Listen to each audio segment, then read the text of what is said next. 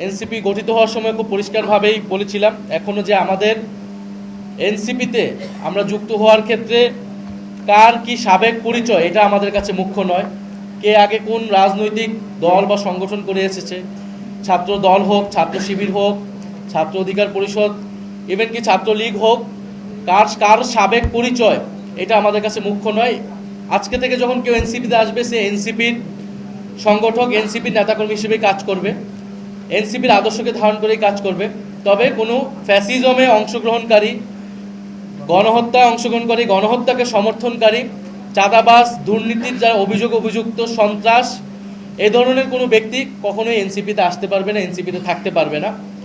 যারা এনসিপির গঠনতন্ত্র অনুযায়ী এনসিপি যে দায় ও দরদের রাজনীতি প্রতিষ্ঠা করতে চায়, বৈষম্যহীন গণতান্ত্রিক বাংলাদেশ প্রতিষ্ঠা করতে চায়, সেই রাজনীতিকে ধারণ করে আমরা সবাই একত্রে আমরা জুলাই গণ অভ্যুত্থানের যে আকাঙ্ক্ষা, সেটাকেই মাথায় রেখে আমরা সামনের দিনে আগাতে চাই।